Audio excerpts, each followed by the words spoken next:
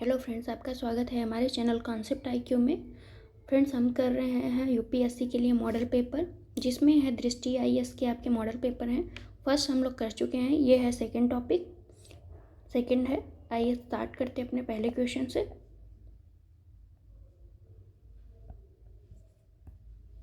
अरावली की पहाड़ियाँ, वेलिकोंडा की पहाड़ियाँ, महेंद्रगिरी की पहाड़ियाँ, पालकोंडा की पहाड़ियाँ, उपर्युक्त में से कितनी पहाड़ियाँ भारत के प्रायद्वीपीय भाग में स्थित हैं? तो ये आपके चारों पहाड़ियाँ जो हैं प्रायद्वीपीय भाग में या दक्षिण भारत में स्थित हैं। आगे देखते हैं। होयसल वास्तुकला के संदर्भ में विचार कीजिए। होयसल मंदिर भगवान शिव को समर्पित है। होयसल मंदिरों को मंदिर वास्तुकला की द्रविड़ शैली का सबसे अच्छा उदाहरण माना जाता है। होयलेश्वर मंदिर विष्णुवर्धन होयलेश्वर के शासनकाल के दौरान बनाए गए थे। उपर्युक्त में से कौन सा कथन सही है, देखते हैं। तो आंसर है आपका सी, 1 और 3 सही है, सेकंड आपका नहीं सही है। होयलेश्वर मंदिर, जिसे हेलीवेडु का मंदिर भी कहा जाता है, भगवान शिव को समर्पित है। ये कब बनवाया गया था? तो 12वीं सदी में बनवाया गया था।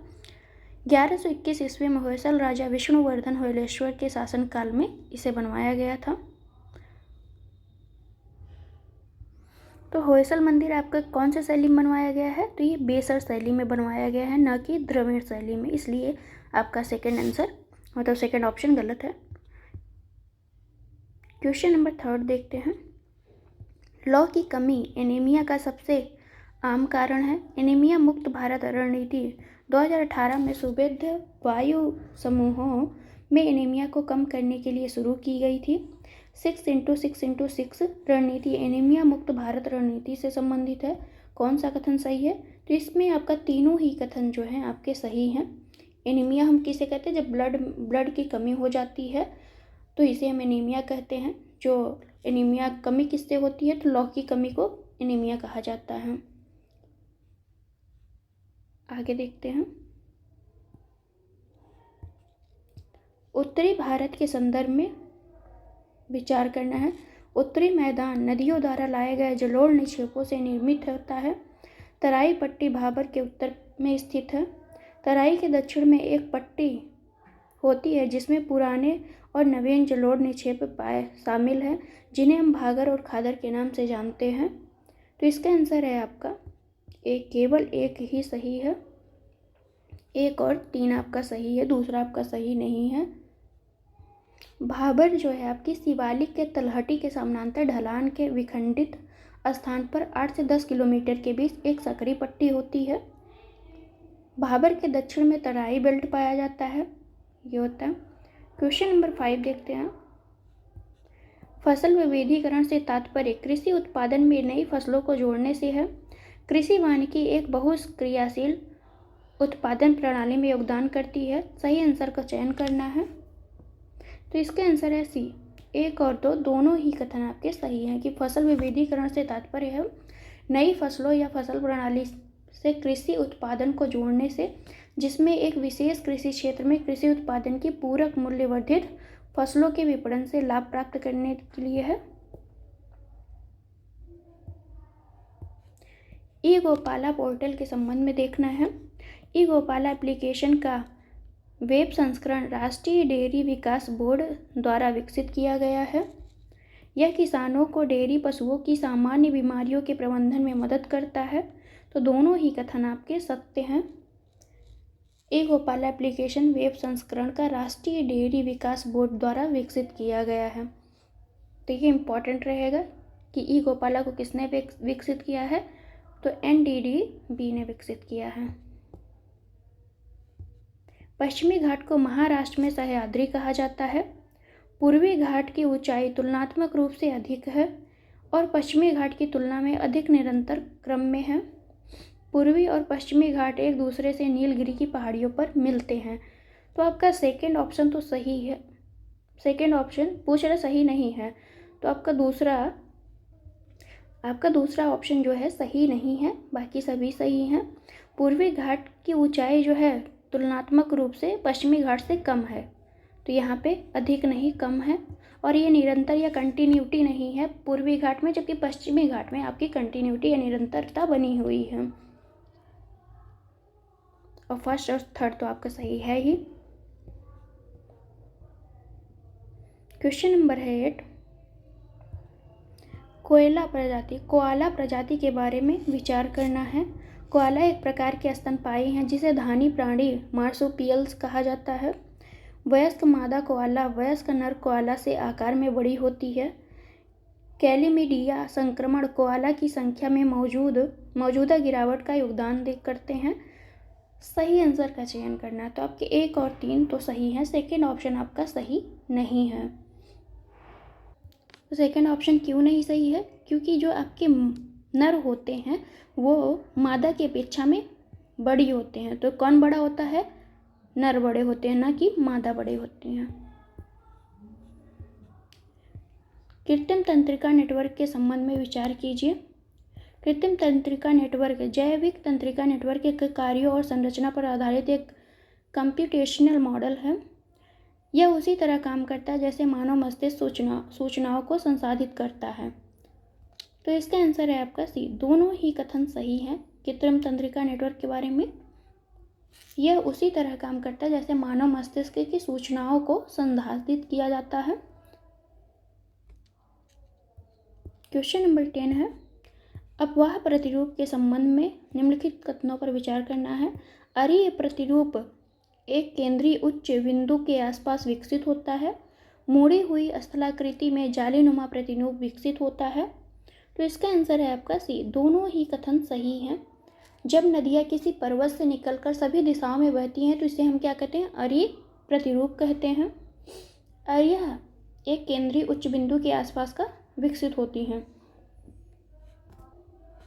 जब नदियों की प्राथमिक आवश्यक नदियाँ एक दूसरे के समानांतर बहती हैं तो इसे हम क्या कहते हैं? जालीनुमा प्रतिरूप कहते हैं। संप्रभु ग्रीन बॉन्ड के संदर्भ में विचार कीजिए। संप्रभु ग्रीन बॉन्ड केवल कंपनियों द्वारा जारी किए जाते हैं। यह स्थानीय जारीकर्ताओं के बेंचमार्क मूल्य निर्धारण, तरलता, एक प्रदर्शन प्रभाव प्रदान करते हैं। तो कौन सा सही है? तो इसका आंसर है आपका बी। केवल दूसरा सही है आपका, पहला सही नहीं है। ग्रीन बॉन्ड विभिन्न कंपनियों, देशों एवं बहुपक्षीय संगठनों द्वारा विशेष रूप से सकारात्मक पर्यावरणीय या जलवायु लाभ वाली परियोजनाओं को वित्त पोषित करने हेतु जारी की जाती है। इसलिए आपका फर्स्ट सही नहीं है। नेक्स्ट क्वेश्चन देखते हैं। Society for world wide interbank financial telecommunication Swift के संदर्भ में कथनों पर विचार करना है। यह G10 देशों के केंद्रीय बैंकों द्वारा नियंत्रित है। स्विफ्ट मैसेजिंग प्रणाली एक महत्वपूर्ण घटक स्विफ्ट कोड है। Cross border interbank payment system रूस द्वारा स्विफ्ट के विकल्प के रूप में लॉन्च किया गया है। कौन सा कथन सही नहीं है? तो इसका आंसर है आपका 3, मतलब बी ऑप्शन आपका सही नहीं है, जिसमें बाकी फर्स्ट और सेकंड सही हैं आपके। चीन ने युआन के उपयोग का अंतर्राष्ट्रीयकरण करने के लिए वर्ष 2015 में cross border interbank payment system शुरू किया था। यह एक वैश्विक बैंकों को सीमा पार युआन लेन देन को प्रत्यक्ष रूप से ऑन शोर क्लियर के रूप में अनुमति देता है। तो ये रूस के द्वारा नहीं है, आपके किसके द्वारा है? चीन के द्वारा है। क्वेश्चन नंबर 13 है, उष्णकटिबंधीय चक्रवातों के संदर्भ में निम्नलिखित कथनों पर विचार कीजिए। उष्णकटिबंधीय चक्रवात तीव्र निम्न दाब वाले क्षेत्र होते हैं जो 30 डिग्री उत्तर और 30 डिग्री दक्षिण अक्षांशों के बीच क्षेत्र तक सीमित होते हैं। भारत में बंगाल की खाड़ी और अरब सागर से दूरी में कमी के साथ चक्रवात बल बढ़ता है। चक्रवात का बल बढ़ता है। तो इसका आंसर है ए। केवल एक ही सही है, सेकंड आपका नहीं सही है।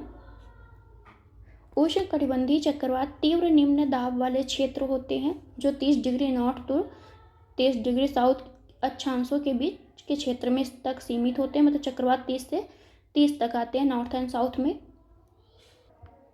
भारत में बंगाल की खाड़ी और अरब सागर से दूरी बढ़ने के साथ चक्रवात का बल जो है कम हो जाता है, बढ़ता नहीं है। तो इस तरह से आपका सेकेंड ऑप्शन क्यों गलत है, क्योंकि यहाँ पे कम होता है, बढ़ता नहीं है।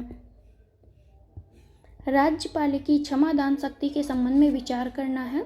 भारतीय संविधान के आर्टिकल 161 के तहत किसी राज्य का राज्यपाल किसी भी विधि के विरुद्ध अपराध पर दोष सिद्ध व्यक्ति को क्षमादान दे सकता है। राज्यपाल मृत्युदंड को क्षमा नहीं कर सकता है। तो इसका आंसर है बी, सेकंड ऑप्शन आपका सही है कि राज्यपाल जो है मृत्युदंड को क्षमा नहीं कर सकता है। इसकी शक्ति आपको राष्ट्रपति में निहित है, न कि राज्यपाल में।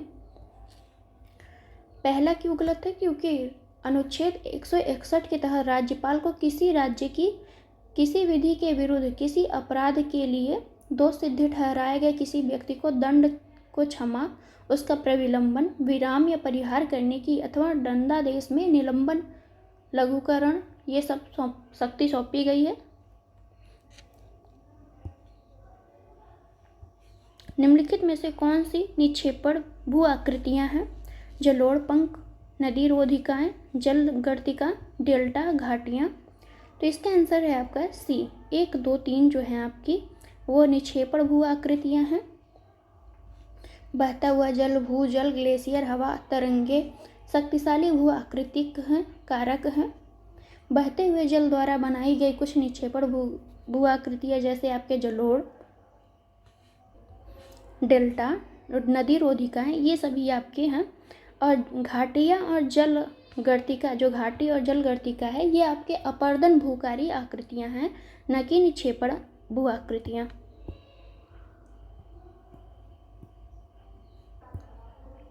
निम्नलिखित कथनों पर विचार करना। लवणीय मृदा में नाइट्रोजन और कैल्शियम की कमी होती है। पीट मृदा भारी वर्षा और उच्च आर्द्रता वाले क्षेत्रों में पाई जाती है। कौन सा कथन सही नहीं है? तो ऑप्शन डी है, ना तो एक सही है और ना ही दो सही है। लवणीय मृदा को ऊसर मृदा के नाम से भी जानते हैं। लवणीय मृदा में नाइट्रोजन और कैल्शियम की कमी होती है। यहाँ पूछ रहा है कौन सा सही नहीं है, तो आपका फर्स्ट और सेकंड दोनों ही सही हैं।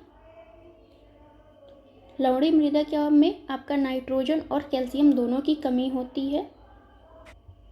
पीट जो मृदा है वहाँ पे भारी वर्षा और उच्च आर्द्रता वाले क्षेत्रों में पाई जाती है। तो दोनों ही कथन आपके सही हैं। ये वैष्णव मत के अनुयायी थे। उन्होंने लोगों के बीच भक्ति का प्रचार किया और मोक्ष के सिद्धांत की शिक्षा दी। उन्होंने छुआछूत भेदभाव के विरुद्ध विद्रोह किया। वे वेदांत के विशिष्टाद्वैत उपशाखा के मुख्य प्रस्तावक थे। भारत के निम्नलिखित में से किस दार्शनिक का उपयुक्त वर्णन ये किया जा रहा है? तो इनका आंसर है आपका डी, रामानुजाचार्य का वर्णन किया जा रहा है। तो यूपी वाले याद रखें कि रामानुजाचार्य जो हैं अयोध्या में इन्हीं के नाम पे एक मंदिर, मतलब एक स्टैचू का निर्माण कराया जा रहा है। तो ये काफ़ी इम्पोर्टेंट है। वे वैष्णव मत के अनुयायी थे और उन्होंने अपना पूरा जीवन भगवान विष्णु की भक्ति को समर्पित किया था। और जितने भी कथन हैं उनके बारे में याद कर लीजिए। ग्लोलिटर पार्टनरशिप प्रोजेक्ट के संदर्भ में विचार कीजिए। परियोजना का मुख्य लक्ष्य समुद्री कचरे को रोकने और कम करने में विकासशील देशों की सहायता करना। ग्लोलिटर पार्टनरशिप मलेशिया सरकार और अंतर्राष्ट्रीय मुद्रा कोष के बीच एक परियोजना है। तो इसका आंसर है आपका ए, केवल एक सही है। ग्लोलिटर पार्टनरशिप नॉर्वे सरकार और अंतर्राष्ट्रीय समुद्री संगठन IMO और FAO खाद्य एवं कृषि संगठन के बीच एक परियोजना है जिसका उद्देश्य समुद्री कचरे को कम करना है। तो ये आपके मलेशिया सरकार और अंतर्राष्ट्रीय मुद्रा कोष नहीं है। आपका कौन कौन है इसमें? IMO प्लस FAO और नॉर्वे सरकार है। तो इस तरह से इसे याद रख सकते हैं। वायुमंडल के संदर्भ में वायुमंडल का विस्तार 1000 किलोमीटर की ऊंचाई तक है। वायुमंडल मुख्य रूप से कार्बन डाइऑक्साइड और ऑक्सीजन से मिलकर बना है। कौन सा कथन सही है? तो इसका आंसर है डी, ना तो एक सही है ना ही दो सही है। वायुमंडल लगभग 1000 नहीं 1600 किलोमीटर की ऊंचाई तक फैला हुआ है। वायुमंडल जो है मुख्यतः आपका नाइट्रोजन और ऑक्सीजन से निर्मित है। नाइट्रोजन 78% होती है, ऑक्सीजन 21% होती है। और जो छोटे छोटे कार्बन है, कार्बन डाइऑक्साइड है, आर्गन है, ये सब भी बहुत कम मात्रा में पाई जाती हैं। इसलिए आपका सेकंड ऑप्शन सही नहीं है, मतलब दोनों ही सही नहीं है। निम्नलिखित में से कौन सी व्यवस्थाएं बहुपक्षीय निर्यात नियंत्रण व्यवस्था MECR के अंतर्गत शामिल है? परमाणु आपूर्तिकर्ता समूह, ऑस्ट्रेलिया समूह, मिसाइल प्रौद्योगिकी नियंत्रण व्यवस्था, वासेनर अरेंजमेंट। तो इसका आंसर है आपका डी। 1, 2, 3 चारों ही आपके सही उत्तर हैं। बहुपक्षीय नियंत्रण व्यवस्था, जिसे हम क्या कहते हैं, multilateral export control regimes, MECR, इसी को हम क्या कहते हैं, MECR कहते हैं। इसके तहत ये सारे देश आपके शामिल हैं। सूखे ड्रॉट के संदर्भ में विचार करना है। लोगों को सदैव गरीबी रेखा से नीचे बनाए रखने में सूखा एक प्रमुख कारक है। वर्ष 2000 से सूखे की संख्या और अवधि में 29% की वृद्धि हुई है। सूखा प्रवण जिले भारत की कृषि योग्य भूमि के 42% का प्रतिनिधित्व करते हैं। तो इसका आंसर है आपका डी। 1, 2 तीनों ही कथन आपके सही हैं। लोगों को सदैव गरीबी रेखा से नीचे बनाए रखने में सूखा एक प्रमुख कारक है। विश्व मौसम विज्ञान संगठन 2021 के अनुसार पिछले 2 दशकों की तुलना में वर्ष 2000 से सूखे की संख्या और अवधि में 29% की वृद्धि हुई है। निम्नलिखित में से किन ग्रहों के चारों ओर वलय पाए जाते हैं? बृहस्पति, अरुण, शनि, वरुण। तो इसका आंसर है डी। चारों के आपके बृहस्पति, शनि, अरुण, इन सभी के पीछे जो है आपके वलय पाए जाते हैं, चारों ओर वलय पाए जाते हैं। बृहस्पति जो है सौरमंडल का सबसे बड़ा ग्रह है। पृथ्वी अवलोकन उपग्रह EOS के संदर्भ पे विचार करना है। निष्क्रिय EOS पृथ्वी की सतह से परावर्तित विकिरण का पता लगाता है और बादलों के पार भी देख सकता है। सक्रिय EOS पृथ्वी की ओर ऊर्जा संचारित करता है और लौटते सिग्नल की माप करता है, जो पृथ्वी की सतह के बारे में सूचना प्रदान करता है। तो इसका आंसर है आपका बी। केवल दूसरा ही आपका सही है, पहला सही नहीं है। निष्क्रिय उपग्रह, जो निष्क्रिय उपग्रह के बारे में बात की गई है उसके बारे में देखते हैं। पृथ्वी की सतह से परावर्तित विकिरण जैसे दृश्य प्रकाश और अवरक्त प्रकाश का पता लगाते हैं। तो यहाँ पे दृश्य प्रकाश और अवरक्त प्रकाश का पता लगाते हैं। सामान्य तौर पर निष्क्रिय उपग्रह बादलों को भेदकर कार्य करने में सक्षम नहीं होते हैं, तो ये बादलों को पार नहीं कर पाते हैं, निष्क्रिय उपग्रह है आपके, इसलिए फर्स्ट आपका सही नहीं है। क्वेश्चन नंबर है 24। कथनों पर विचार करना है। ग्रीन हाइड्रोजन का उत्पादन नवीकरणीय ऊर्जा का उपयोग कर जल विद्युत अपघटन द्वारा किया जाता है। ब्लू हाइड्रोजन प्राकृतिक गैस से उत्पादित होता है। तो इसके आंसर है आपका सी। दोनों ही कथन सही हैं। हाइड्रोजन का प्रकार उसके बनने की प्रक्रिया पर निर्भर करता है। ग्रीन हाइड्रोजन किसे कहते हैं? तो यह नवीकरणीय ऊर्जा जैसे सौर, पवन का उपयोग कर जल के विद्युत अपघटन द्वारा उत्पादित की जाती है। यह निम्न कार्बन फुटप्रिंट रखती है। निम्नलिखित कथनों पर विचार करना है। 22 दिसंबर को मकर रेखा पर सूर्य की सीधी किरणें पड़ती हैं। 21 मार्च और 23 सितंबर को सूर्य की सीधी किरणें भूमध्य रेखा पर पड़ती हैं। तो इसके आंसर है सी। दोनों ही कथन आपके सही हैं कि 22 दिसंबर को दक्षिणी ध्रुव की ओर झुकते ही मकर रेखा पर सूर्य की किरणें जो है सीधी पड़ती हैं। और इसे हम क्या कहते हैं? तो पृथ्वी की इस स्थिति को शीतकालीन संक्रांति कहा जाता है। 21 मार्च और 23 सितंबर को सूर्य की किरणें सीधी जो है आपके भूमध्य रेखा पर पड़ती हैं। प्रारंभिक सार्वजनिक पेशकश के संदर्भ में कौन सा कथन सही नहीं है? प्रारंभिक सार्वजनिक पेशकश प्राथमिक बाजार के माध्यम से लाई जाती है। यह आम लोगों को प्रतिभूतियों की बिक्री है। आम लोगों के लिए को प्रतिभूतियों की बिक्री है। शेयर बाजार में बड़ी संख्या में IPO का जारी होना स्वस्थ अर्थव्यवस्था का संकेत है। कंपनी के लिए इसकी निश्चित परिपक्वता अवधि होती है। तो इसकी आंसर है आपका डी ऑप्शन जो है आपका सही नहीं है, बाकी सभी आपके सही हैं। यह किसी कंपनी के लिए दीर्घकालिक या अनिश्चित परिपक्वता अवधि के साथ धन का सबसे बड़ा स्रोत होती है। आईपीओ जो होता है, प्राथमिक बाजार में आम लोगों को या सार्वजनिक रूप से प्रतिभूतियों की बिक्री होती है। इसमें निम्नलिखित कौन से देश मिन्स्क समझौते के भागीदार हैं? रूस, Bharat, Ukraine, United kingdom.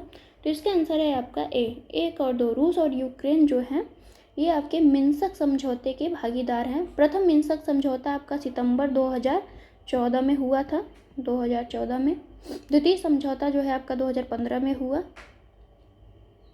Minsk समझौता क्या है? तो इसमें जो है प्रथम मिन्स्क समझौते में बेलारूस में हस्ताक्षरित किए गए थे। समझौते के हस्ताक्षरकर्ता में रूस, यूक्रेन यूरोपीय सुरक्षा एवं सहयोग संगठन था, जिसमें लुहांस्क और डोनेट्स्क के रूस समर्थक नेता शामिल थे। 28 नंबर क्वेश्चन है, निम्नलिखित तथ्यों पर विचार करना है। भारत का मुख्य न्यायाधीश राष्ट्रीय कानून सेवा प्राधिकरण का सरकारी अध्यक्ष होता है। उच्च न्यायालय के सेवानिवृत्त न्यायाधीश को राज्य विधिक सेवा प्राधिकरण के कार्यकारी अध्यक्ष के रूप में नामित किया जा सकता है। तो इसका आंसर है आपका बी, केवल दूसरा कथन आपका सही है, पहला जो है सही नहीं है। भारत के मुख्य न्यायाधीश पैटर्न इन चीफ है और भारत के सर्वोच्च न्यायालय के दूसरे वरिष्ठतम न्यायाधीश राष्ट्रीय विधिक सेवा प्राधिकरण के अध्यक्ष होते हैं। निम्नलिखित में से कौन सा कारक किसी भी स्थान पर वायु के तापमान को नियंत्रित करता है? अक्षांश, तुगंता, वायु संहति का परिसंचरण, महासागरीय धाराएं। तो इसका आंसर है डी, चारों ही जो हैं आपके वायु के तापमान को नियंत्रित करते हैं। निम्नलिखित में से कौन सा कथन सही है? महासागरीय पर्वतीय चट्टानें महाद्वीपीय पर्वतीय चट्टानें से पुरानी होती हैं। मध्य महासागरीय कटक के साथ ज्वालामुखी उद्गार सामान्य है। तो इसका आंसर है आपका बी, केवल दूसरा ही सही है, पहला नहीं सही है। महासागरीय पर्वतीय की चट्टानें महाद्वीपीय पर्वतीय की चट्टानों की अपेक्षा अधिक नई होती हैं। मेदराम यात्रा भारत का सबसे बड़ा मेला है। मेदराम यात्रा महोत्सव हर 2 वर्ष में तेलंगाना के मेदराम गांव में आयोजित किया जाता है। तो इसका आंसर है आपका बी, केवल दूसरा सही है। ऐसा माना जाता है कि कुंभ मेले के बाद मेदराम यात्रा देश में भक्तों की सबसे बड़ी संख्या को आकर्षित करता है। वर्ष 2012 में अनुमानित 10 मिलियन लोग एकत्रित हुए थे इसमें। तो ये दूसरा है आपका, पहला नहीं है मेदराम यात्रा। प्रायद्वीपीय नदियों के संदर्भ में विचार करना है। कृष्णा सबसे बड़ी प्रायद्वीपीय नदी है। नर्मदा का उद्गम अमरकंटक की पहाड़ियों से होता है। हेमावती और कावेरी की सहायक नदियां हैं। तो इसका आंसर है सी, 2 और 3 तो सही है। कृष्णा जो है भारत की सबसे बड़ी प्रायद्वीप नहीं है, ये आपकी गोदावरी नदी है। कौन है? तो गोदावरी नदी।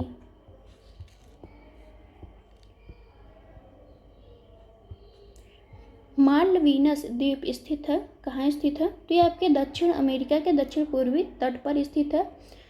यह फॉकलैंड द्वीप समूह जिसे मालवीनस द्वीप या स्पेनिश आइलस मालवीस भी कहा जाता है, दक्षिण अटलांटिक महासागर में स्थित है। यह लोकपाल के संदर्भ में विचार करना है। लोकपाल एक बहुसदस्यीय निकाय है। सदस्यों की नियुक्ति राष्ट्रपति द्वारा चयन समिति की सिफारिश पर की जाती है। सही कथन का आंसर देना है। तो इसका आंसर है आपका सी, दोनों ही कथन सही हैं। लोकपाल तथा लोकायुक्त अधिनियम 2013 पारित किया गया था। ये संस्थाएं बिना किसी संवैधानिक दर्जे वाले वैधानिक निकाय हैं। निम्नलिखित कथनों पर विचार करना है। जेट स्ट्रीम वहाँ विकसित होती है जहाँ अलग अलग तापमान की वायु राशियाँ होती हैं। शीत उपोष्णकटिबंधीय पश्चिमी जेट स्ट्रीम पूरे पश्चिम और मध्य एशिया में पश्चिम से पूर्व की ओर बहती है। तो इसका आंसर है आपका सी, दोनों ही कथन आपके सही हैं। जेट स्ट्रीम एक भूस्थैतिक वायु है जो वायुमंडल की ऊपरी परतों के मध्य पाई जाती है। जेट स्ट्रीम वहाँ विकसित होती है जहाँ अलग अलग तापमान की वायु राशियाँ होती हैं। पूर्वव्यापी कर के संबंध में निम्नलिखित कथनों पर विचार करना है। यह कर अतीत में किए गए लेन देन पर आरोपित होता है। पूर्वव्यापी कराधान उद्देश्य क्या होता है इसका? तो कराधान नीतियों में किसी भी विचलन को ठीक करना जो अतीत में किसी कंपनी को कमी का फायदा उठाने का अवसर प्रदान करता है। तो इस तरह से आपका ऑप्शन है सी, दोनों ही कथन सही है।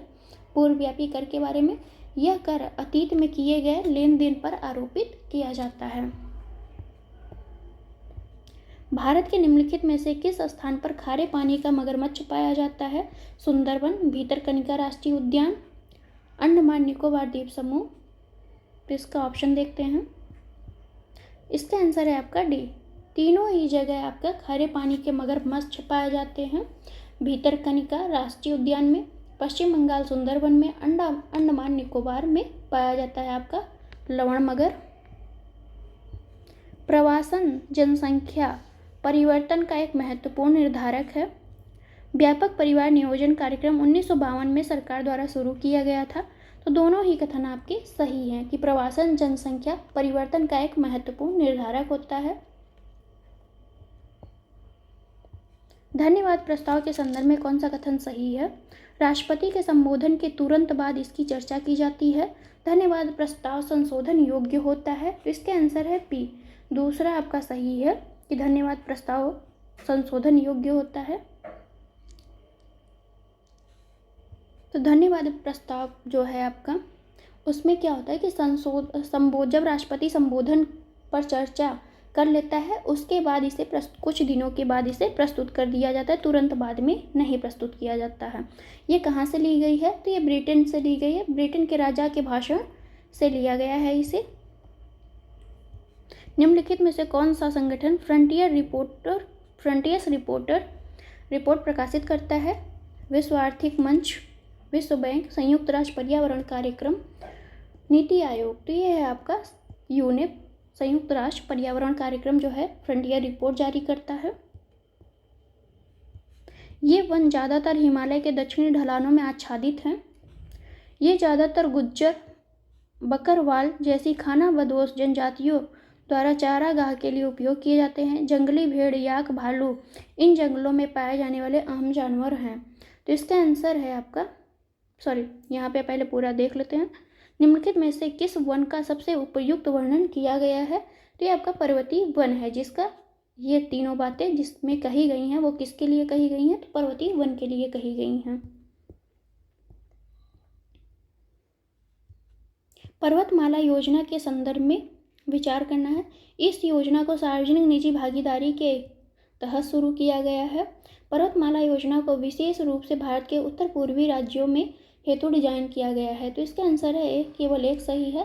केंद्रीय बजट 2022-23 में पर्वतीय क्षेत्रों में कनेक्टिविटी में सुधार के लिए राष्ट्रीय रोपवे विकास कार्यक्रम पर्वतमाला शुरू की गई है। इस योजना को सार्वजनिक निजी भागीदारी के तहत शुरू किया गया है। यह योजना जो है वर्तमान उत्तराखंड, कहाँ, यूके, हिमाचल प्रदेश, मणिपुर, जम्मू कश्मीर और अन्य पूर्वोत्तर राज्यों में शुरू की गई है। निम्नलिखित कथनों पर विचार करना है। छोलुंग सुकफा अहोम साम्राज्य का संस्थापक था। लचित बोरफुकन सराई घाट के युद्ध में अपने नेतृत्व के लिए जाने जाते हैं। तो इसके आंसर है सी, दोनों ही कथन सही हैं कि छोलुंग सुकफा 13वीं शताब्दी के अहोम साम्राज्य के संस्थापक थे। बायोस्फीयर रिजर्व के संदर्भ में विचार करना है। बायोस्फीयर रिजर्व संयुक्त राष्ट्र शैक्षिक, वैज्ञानिक और सांस्कृतिक संगठन यूनेस्को द्वारा दिया गया एक अंतर्राष्ट्रीय पदनाम है। मुरादरवा डेन्यूब को दुनिया का पहला 5 कंट्री बायोस्फीयर रिजर्व घोषित किया गया है। कौन सा आंसर सही है? तो इसका आंसर है आपका सी, दोनों ही कथन आपके सही हैं। बायोस्फीयर रिजर्व यूनेस्को द्वारा प्राकृतिक और सांस्कृतिक परिदृश्यों के सांकेतिक भागों के लिए दिया गया एक अंतर्राष्ट्रीय पदनाम है। गंडक नेपाल हिमालय में धौलागिरी और माउंट एवरेस्ट के बीच से निकलती है। शारदा या सरयू का उद्गम नेपाल हिमालय में मिलाम हिमनद से होता है।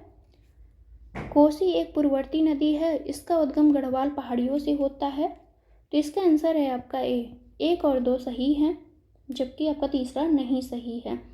कोसी जो है एक पूर्ववर्ती नदी है जिसका स्रोत तिब्बत के माउंट एवरेस्ट के उत्तर में है, न कि गढ़वाल में है। सोलोमन द्वीप स्थित है ऑस्ट्रेलिया के उत्तर पूर्व में, ऑस्ट्रेलिया के दक्षिण पूर्व में, फिजी के दक्षिण में, पापुआ न्यू गिनी के दक्षिण पश्चिम में, पापुआ न्यू गिनी के पश्चिम में। तो इसका आंसर है आपका ए, ऑस्ट्रेलिया के उत्तर पूर्व में सोलोमन द्वीप जो है स्थित है। एक बार इसकी लोकेशन देख लीजिएगा ताकि याद रहे। अल नीनो के संदर्भ में विचार करना है। अल नीनो एक जलवायु पैटर्न है जो पश्चिमी उष्णकटिबंधीय प्रशांत महासागर में सतही जल के असामान्य रूप से गर्म होने का वर्णन करता है। अल नीनो घटना एक नियमित चक्र है। सही आंसर का चयन करना है, तो इसका आंसर है आपका डी, कोई भी आपका सही नहीं है। अल नीनो एक जलवायु पैटर्न है जो पूर्वी उष्णकटिबंधीय, पश्चिमी नहीं यहाँ पे होगा, पूर्वी उष्णकटिबंधीय प्रशांत महासागर में सतही जल के असामान्य रूप से तापन की स्थिति को दर्शाता है। अल नीनो को सबसे पहले पेरू के मछुआरों ने पेरू के तट पर असामान्य रूप से गर्म जल के रूप में पहचान की थी। अल नीनो घटना एक नियमित चक्र नहीं है, तो ये नियमित चक्र है नहीं, नियमित चक्र नहीं है। वाताग्र के संदर्भ में कथनों पर विचार करना है। जब दो समान प्रकार की वायु राशियां मिलती हैं तो उनके मध्य सीमा क्षेत्र को वाताग्र कहा जाता है। जब गर्म वायु शीतल वायु राशियों की ओर बढ़ती हैं तो उसके संपर्क क्षेत्र को शीत वाताग्र कहा जाता है। तो इसका आंसर है आपका डी, दोनों ही कथन आपके सही नहीं है। जब दो भिन्न प्रकार की वायु राशियां मिलती हैं तो उनके मध्य सीमा क्षेत्र को वाताग्र कहते हैं। तो यहाँ पे आपके समान नहीं भिन्न प्रकार के होने चाहिए, और यहाँ पे गर्म नहीं शीतल होना चाहिए। जब शीतल वायु उष्ण वायु राशियों को ऊपर धकेलती हैं तो इस संपर्क क्षेत्र को शीत वाताग्र कहते हैं।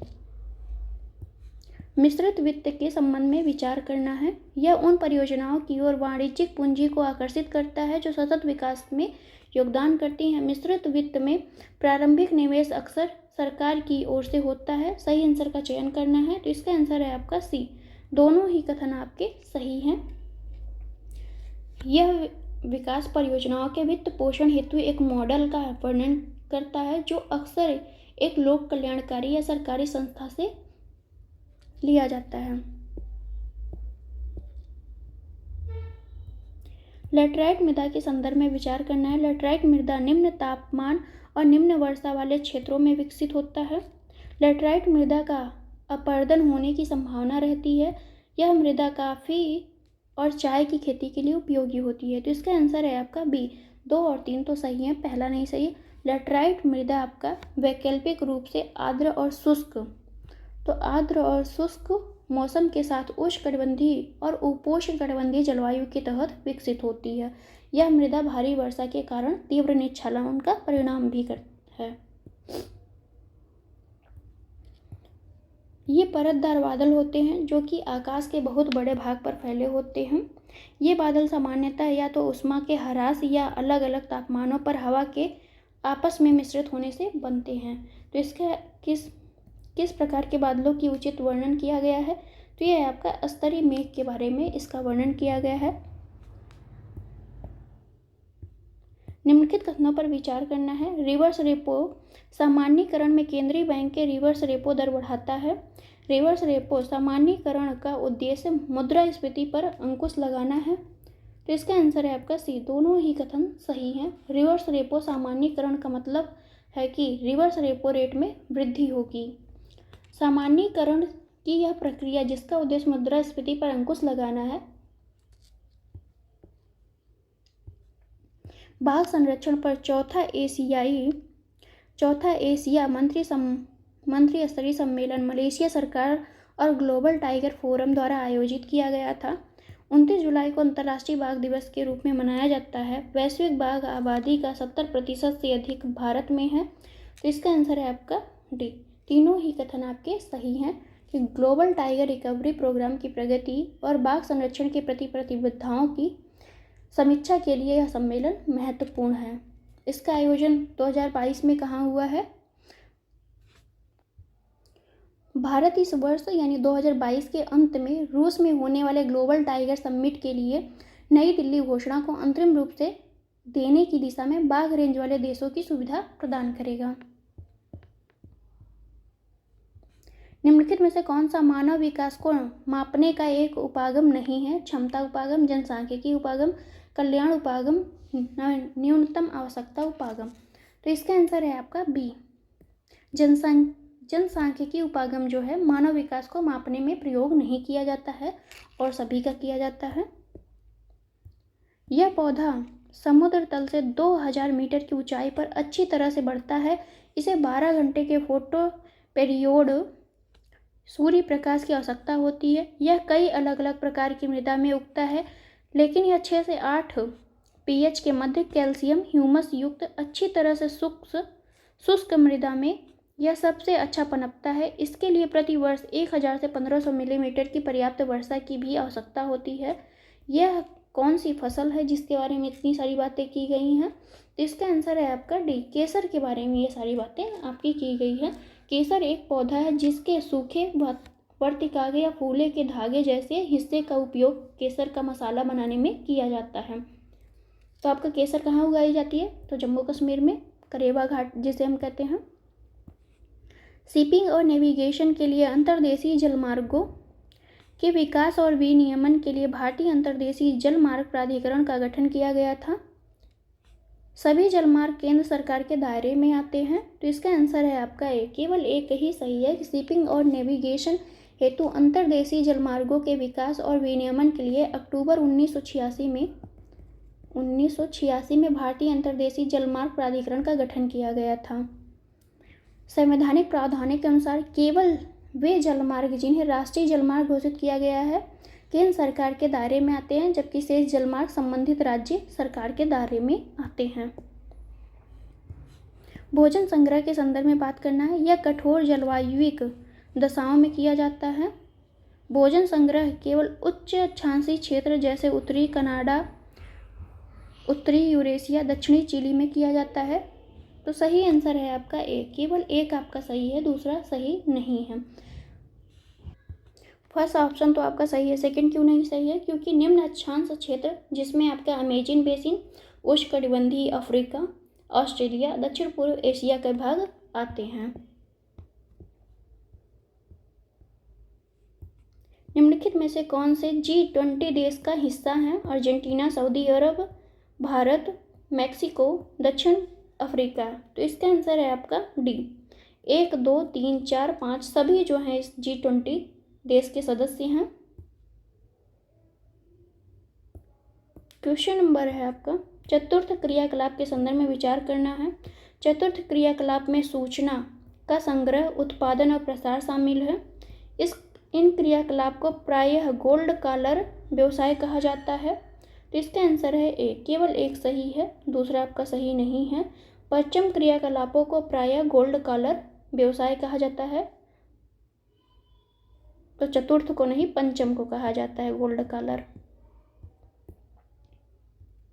भारत की मध्य उच्च भूमि पूर्व में चौड़ी तथा पश्चिम में संकीर्ण है। दक्षिण का पठार पश्चिम में ऊंचा और है, धीरे धीरे पूर्व की ओर ढलता है। सही कथन का चयन करना है। तो बी, दूसरा ऑप्शन आपका सही है।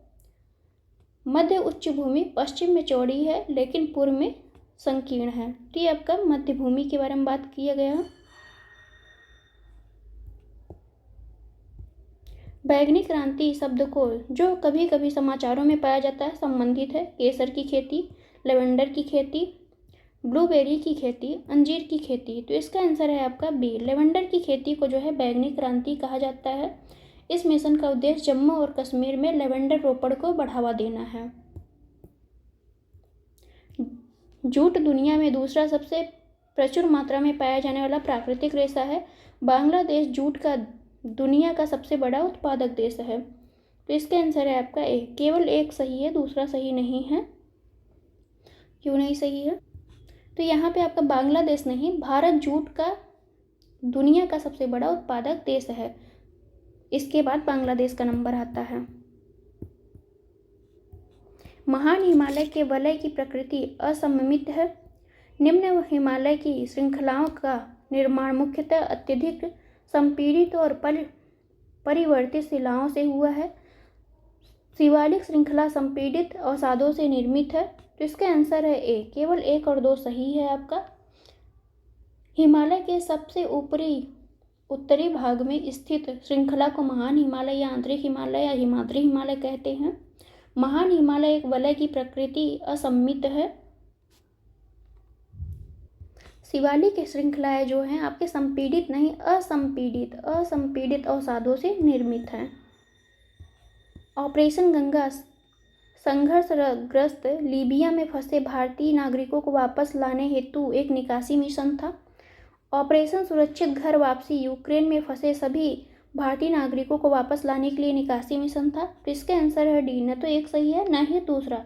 ऑपरेशन गंगा यूक्रेन में फंसे, ऑपरेशन गंगा किसके लिए चलाया गया था? तो यूक्रेन में फंसे लोगों के लिए चलाया गया था, भारतीय नागरिकों के लिए। और भारत और लीबियाई गृह युद्ध में फंसे भारतीय नागरिकों को सुरक्षित वापसी के लिए ऑपरेशन सुरक्षित घर वापसी चलाया गया था। भारत में पहला सीमेंट संयंत्र 1904 में चेन्नई में स्थापित किया गया था। अकार्बनिक रसायनों में पेट्रोकेमिकल्स और फार्मास्यूटिकल्स शामिल हैं। तो इसका आंसर है ए, केवल 1 आपका सही है, दूसरा सही नहीं है। तो अकार्बनिक नहीं, कार्बनिक रसायनों में जो है पेट्रोकेमिकल्स शामिल होता है, जिनका उपयोग संश्लेषित रेसे, संश्लेषित रबर, प्लास्टिक, डाई समान दवाओं और फार्मास्यूटिकल के निर्माण के लिए किया जाता है। सिटी स्प्रिंट प्रक्रिया और टूल बॉक्स ऑफ सॉल्यूशंस हाल ही में समाचारों में देखा गया। यह किससे संबंधित है? तो ये आपके विश्व आर्थिक मंच से संबंधित है।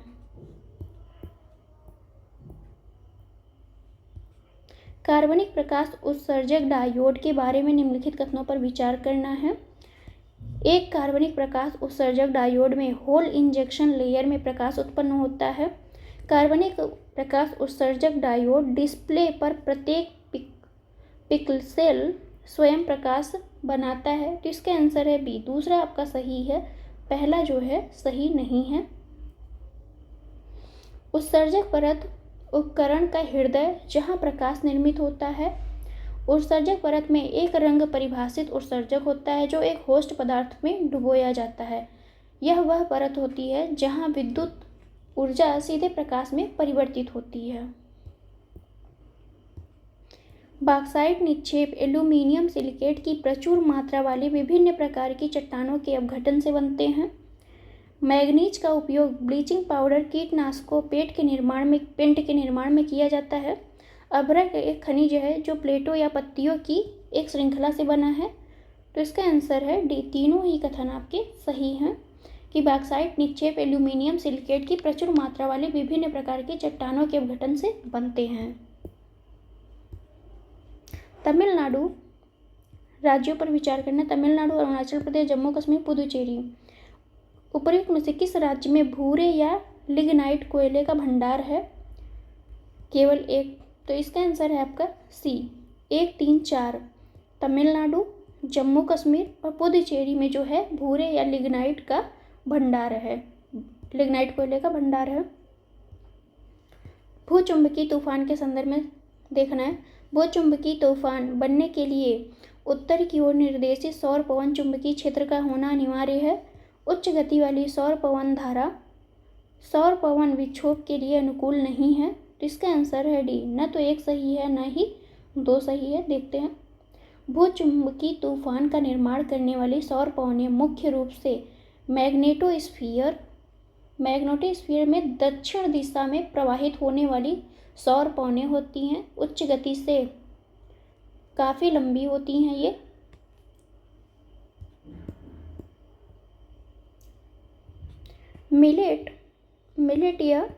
मिलेट के संदर्भ में कथनों पर विचार करना है। बाजरा रेतीली और काली मिट्टी में अच्छी तरह से उगता है। 2023 को अंतर्राष्ट्रीय मिलेट वर्ष के रूप में मनाया जाएगा। मिलेट में कार्बन फुटप्रिंट को कम करने और बहुत कम जल के साथ उष्ण जलवायु में जीवित रहने वाले तथा वृद्धि करने की क्षमता होती है। तो इसका आंसर है डी, तीनों ही कथन आपके सही हैं। राज्यों पर विचार करना है। पंजाब, उड़ीसा, राजस्थान, तमिलनाडु। किस राज्य में भूजल उपयोग की दर अत्यधिक है? तो इसका आंसर है आपका डी, 1, 2, 4। पंजाब, राजस्थान और तमिलनाडु में जो है भूजल उपयोग की दर अत्यधिक है। एक्रोमेगाली के बारे में कौन सा कथन सही है? यह एक हार्मोनल विकार है। यह कैंसर युक्त ट्यूमर के कारण होता है। हाथ पैरों में वृद्धि इसके सामान्य लक्षण हैं। तो इसके आंसर है सी, 1 और 3 तो सही है, दूसरा आपका सही नहीं है। तो यह जो है कैंसर रहित ट्यूमर का कारण है। इसमें कैंसर नहीं होता लेकिन ट्यूमर का कारण होता है। खनिज आधारित उद्योग प्राथमिक उद्योग है। कुटीर या घरेलू उद्योग एक प्रकार का लघु उद्योग है। सहकारी क्षेत्र के उद्योग स्वगत होते हैं और उत्पादकों के द्वारा संचालित होते हैं। तो इसका आंसर है डी, तीनों ही कथन आपके सही हैं। खनिज आधारित उद्योग प्राथमिक उद्योग होते हैं। पल्ली बस्तियों के बारे में कौन सा कथन सही है? ये बस्तियां सामाजिक एवं मानव जातीय कारकों द्वारा अभिप्रेरित होती हैं। पल्ली बस्तियां अधिकांशतः गंगा के मध्य और निम्न मैदान में पाई जाती हैं। तो इसका आंसर है आपका सी, 1 और 2 आपके दोनों ही कथन सही हैं। पल्ली बस्तियां कई बार बस्ती भौतिक रूप से एक दूसरे से पृथक अनेक इकाइयों में बढ़ जाती है। किसी विशाल गांव का ऐसा खंडी भवन प्रायः सामाजिक एवं मानव जातीय कारकों द्वारा अभिप्रेरित होती है। पल्ली जातियां मेटा मटेरियल्स के संदर्भ में बात करते हैं। ये मानव निर्मित सामग्री है। इन सामग्रियों में उनके सकारात्मक अपवर्तक सूचकांक के कारण प्रकाशिकी में अनुप्रयोगों की एक विस्तृत श्रृंखला होती है। सही कथन का चुनना है तो इसका है आपका पहला जो है आपका सही है। वे प्रकृति में नहीं पाए जाते हैं। मेटा मटेरियल्स स्मार्ट सामग्री होती है जिसमें गुणों की एक विस्तृत श्रृंखला पाई जाती है। तो इन सामग्रियों में सकारात्मक नहीं नकारात्मक अपवर्तक सूचकांक के कारण प्रकाशिकी में अनुप्रयोगों की एक विस्तृत श्रृंखला पाई जाती है।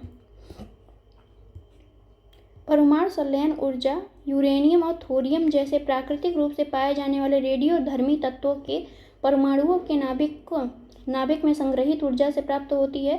केरल की मोनाजाइट रेत में थोरियम बड़ी मात्रा में पाई जाती है। तो इसका आंसर है सी, दोनों ही कथन आपके सही हैं कि नाभिकीय संलयन वह प्रक्रिया है जिसके द्वारा दो हल्के परमाणु नाभिक आपस में मिलकर भारी मात्रा में ऊर्जा छोड़ते हैं हुए एक भारी नाभिक बनाते हैं। दो छोटे छोटे नाभिक मिलकर एक बड़ा नाभिक बनाते हैं। भारत में जनसंख्या घनत्व निश्चित भौतिक सकारात्मक प्रारूप का अनुसरण करता है। उपर्युक्त प्रारूप को देखते हुए निम्नलिखित में से कौन सा भौगोलिक क्षेत्र घनी आबादी वाला है? तो इसको देखते हैं। डेल्टा मैदान, तटीय मैदान, प्रायद्वीपीय क्षेत्र। तो इसका आंसर है आपका बी, 1, 2, 3 जो है के बारे में ये बातें हुई हैं। परिणाम स्वरूप देखते हैं तो उत्तर भारत के मैदानी डेल्टाओं और नदी तटीय मैदानों में जनसंख्या का अनुपात दक्षिणी और मध्य भारत के राज्यों में आंतरिक जिलों के से अपेक्षाकृत अधिक होता है।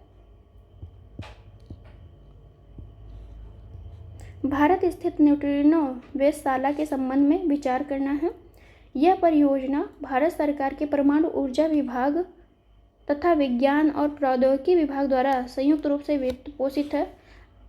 आईएनओ केवल वायुमंडलीय न्यूट्रिनो का अध्ययन करेगा।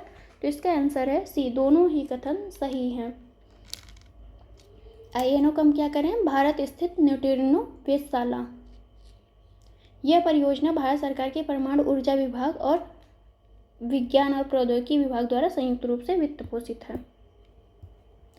भारत में पहली सफल मशीनीकृत कपड़ा मिल वर्ष 1864 में मद्रास में स्थापित की गई थी। अहमदाबाद को भारत का मैनचेस्टर कहते हैं। कौन सा कथन सही नहीं है? तो पहला आपका सही नहीं है। पहली सफल मशीनीकृत कपड़ा मिल 1854 में मुंबई में स्थापित की गई थी। घास स्थल और क्षेत्र हैं जो मिलान करना है। तो देखते हैं। लानोस जो है आपका वेनेजुला में पाया जाता है। कंपोज विल्ड आपका दक्षिण अफ्रीका में पाया जाता है। स्टेपी आपका अर्जेंटीना में नहीं पाया जाता है। डाउन्स जो है ऑस्ट्रेलिया में पाया जाता है। इस तरह से आपका तो केवल 3 युग्म आपके सुमेलित है। स्टेपी कहाँ पाया जाता है? तो ये आपके मध्य एशिया में पाया जाता है। युग है यूरोप में पाया जाता है, यूरोप में। परिसीमन आयोग के बारे में सही कथन देखना। परिसीमन जनसंख्या में परिवर्तन का प्रतिनिधित्व करने हेतु लोकसभा और राज्य विधानसभा के सीटों की सीमाओं को पुनः परिभाषित करने का कार्य है। आर्टिकल 80 संसद प्रत्येक जनगणना के बाद एक परिसीमन अधिनियम लागू करती है। भारत में ऐसे परिसीमन आयोगों का गठन 5 बार किया जा चुका है। कौन सा कथन सही है? नहीं है।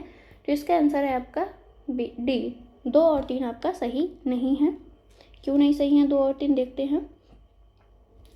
तो अनुच्छेद 82 के तहत 80 नहीं 82 आर्टिकल 82 के तहत संसद प्रत्येक जनगणना के बाद एक परिसीमन अधिनियम लागू करती है। भारत में इस तरह के परिसीमन आयोगों का 4 बार गठन किया गया, 5 बार नहीं 4 बार गठन किया गया है। जनसंख्या की प्राकृतिक वृद्धि को मापते समय निम्नलिखित में से किसको ध्यान में रखा जाता है? जन्म, मृत्यु, प्रवास। तो इसका आंसर है आपका ए। 1 और 2 को रखा जाता है। जनसंख्या वृद्धि में आपका प्राकृतिक वृद्धि इक्वल टू होता है जन्म माइनस मृत्यु। उष्णकटिबंधीय पर्णपाती वन केवल भारत और ऑस्ट्रेलिया में पाए जाते हैं। उष्णकटिबंधीय सदाबहार वन भूमध्य रेखा के आसपास पाए जाते हैं। तो इसका आंसर है आपका 2। केवल दूसरा सही है, पहला नहीं सही। उष्णकटिबंधीय पर्णपाती वन मानसूनी वन भी जिसे हम कहते हैं, जो भारत, उत्तरी ऑस्ट्रेलिया, मध्य अमेरिका के बड़े हिस्सों में पाए जाते हैं। जब अत्यधिक बड़ा भाग विखंडित होकर ऊर्ध्वाधर रूप से विस्थापित हो जाता है तब भ्रंशोत्तर पर्वतों का निर्माण होता है। पठार उठी हुई एवं सपाट भूमि होती है। मैदान समतल भूमि के बहुत बड़े भाग होते हैं। तो इसका आंसर है आपका डी। 1, 2 तीनों ही कथन जो हैं सही हैं। जब बहुत बड़ा भाग विखंडित होता है तथा ऊर्ध्वाधर के रूप में विस्थापित हो जाता है तो उसे हम क्या कहते हैं? भ्रंशोत्तर पर्वत कहते हैं। एक अर्थव्यवस्था की प्राथमिक गतिविधियों के संदर्भ में कौन सा सही नहीं है? प्राथमिक गतिविधियां सीधे पर्यावरण पर निर्भर होती हैं। पशुचारण गतिविधियां प्राथमिक आर्थिक गतिविधियों का हिस्सा हैं। प्राथमिक गतिविधियों में संलिप्त व्यक्तियों को ब्लू कॉलर कहा जाता है। प्राथमिक गतिविधियों में सीधे पृथ्वी के संसाधनों का उपयोग किया जाता है। तो इसका आंसर है आपका सी। सी जो है सही नहीं है और सभी आपके सही हैं। प्राथमिक गतिविधियों में संलिप्त व्यक्तियों को उनके काम की बाहरी प्रकृति के कारण रेड कॉलर कहते हैं, ना कि ब्लू कॉलर। क्या कहते हैं? Red collar. और सभी सही थे। निम्नलिखित कथनों पर विचार करना। जिस स्थान पर गर्म एवं शीत जलधाराएं मिलती हैं वह स्थान विश्व में सर्वोत्तम मत्स्यायन क्षेत्र होता है। गर्म महासागरीय धाराएं भूमध्य रेखा के निकट उत्पन्न होती हैं एवं ध्रुवों की ओर प्रवाहित होती हैं। तो इसका आंसर है सी। दोनों ही कथन आपके सही हैं। समानतः जो गर्म महासागरीय धाराएं हैं भूमध्य रेखा के निकट उत्पन्न होती हैं और ध्रुवों की ओर प्रवाहित होती हैं। महासागरों के संदर्भ में विचार करना है। प्रशांत महासागर का विस्तार पृथ्वी के 1/3 भाग पर है। अटलांटिक महासागर पश्चिमी तट उत्तर एवं दक्षिण अमेरिका से घिरा हुआ है। हिंद महासागर का आकार लगभग वृत्ताकार है। आर्कटिक महासागर प्रशांत महासागर से छिछले जल वाले एक सक्रिय भाग जिसे हम बेरिंग जल संधि के नाम से जानते हैं से जुड़ा हुआ है। तो इसका आंसर है आपका सी। 1, 2, 4 तो सही है, तीसरा आपका सही नहीं है। तो हिंद महासागर आपका वृत्ताकार नहीं त्रिभुजाकार है। कैसा है? त्रिभुजाकार। कृषि के प्रकार और प्रचलित क्षेत्र देखना है। गहन निर्वाह कृषि जो है आपका पूर्वी एशिया में पाया जाता है। स्थानांतरण कृषि जो है दक्षिण पूर्व एशिया का है। जबकि खानाबदोश आपका उष्णकटिबंधीय अफ्रीका में पाया जाता है। तो ऐसा नहीं है, आपका 1 और 2 ही ऑप्शन सही है, तीसरा ऑप्शन आपका सही नहीं है। तो खानाबदोश पशुचारण जो है आपका सहारा, मध्य एशिया, भारत के कुछ हिस्सों में पाया जाता है, तो इसलिए तीसरा सही नहीं है। निम्नलिखित में से कौन सी नदी गंगा नदी की सहायक नदियां हैं? घाघरा, चंबल, कोसी, सोन, गंडक। तो इसका आंसर है ए, 1, 2, 4, 5। चंबल जो है आपका गंगा की सहायक नदी नहीं है, यह यमुना की सहायक नदी है। बाकी सभी गंगा में डायरेक्ट मिलती हैं और चंबल जो है यमुना में मिलती है।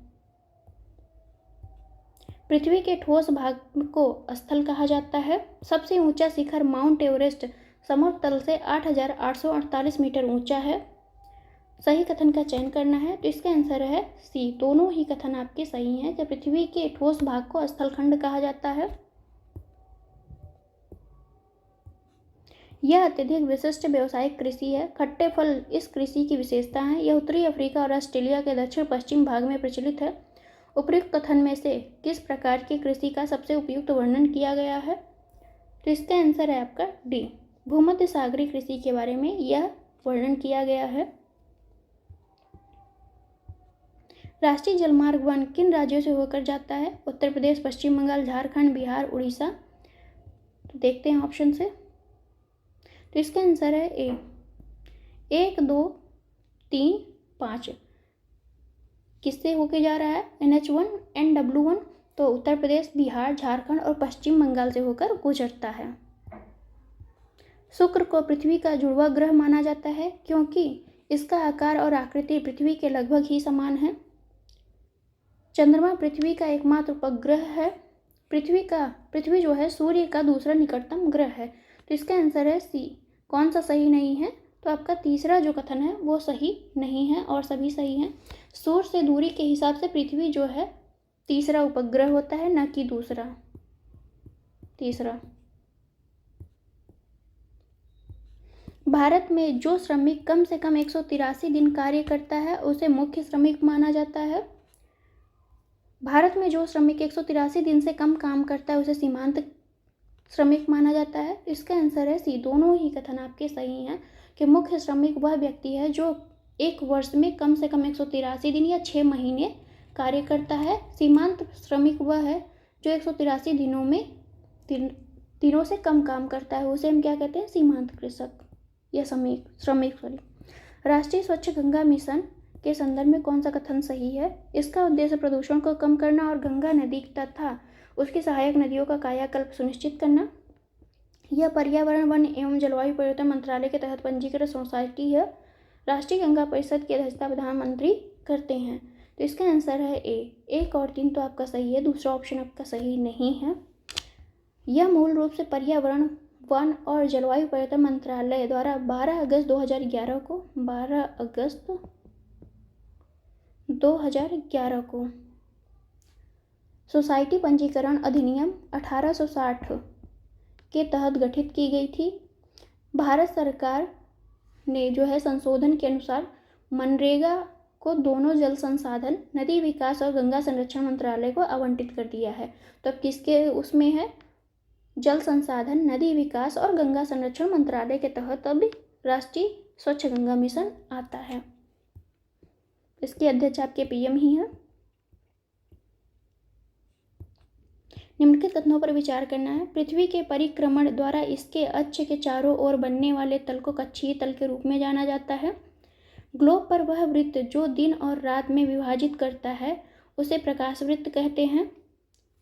तो इसका आंसर है आपका, कौन सा सही नहीं है? तो बी ऑप्शन, मतलब सेकंड ऑप्शन आपका सही नहीं है, बाकी फर्स्ट आपका सही है। ग्लोब पर वह वृत्त जो दिन और रात को विभाजित करता है उसे हम क्या कहते हैं? प्रदीप्ति वृत्त कहते हैं, प्रदीप्ति वृत्त कहते हैं। शीर्ष की ओर सुंडाकार घाटी के आकार का आयुलिंग पिरामिड इंगित करते हैं। तो ये कैसे होते हैं? ये आपका एक स्थिर जनसंख्या को दर्शाता है। जलप्रपात और स्थल है, देखते हैं। एंजल जलप्रपात आपका दक्षिण अफ्रीका में है, तो ये बात सही है। नियाग्रा जलप्रपात आपका उत्तरी अमेरिका में है। विक्टोरिया जलप्रपात आपका अफ्रीका में है। कितने सही सुमेलित हैं? तो आपके तीनों ही जो हैं सही सुमेलित हैं, मतलब सभी सही सुमेलित हैं। निम्नलिखित में से किस एक देश की सीमा सहारा मरुस्थल से लगती है? Algeria, Tunisia, niger, Morocco. तो इसका आंसर है आपका डी, सभी की जो है सीमा आपके सहारा मरुस्थल से लगती है। सहारा मरुस्थल की सीमा 11 देशों से लगती है। ये आप एक बार देख लीजिएगा कौन कौन से देश हैं। तो ये हमारे कंप्लीट हो गए फ्रेंड्स 100 क्वेश्चन। मिलते हैं आपसे नेक्स्ट वीडियो में। Thank you for watching.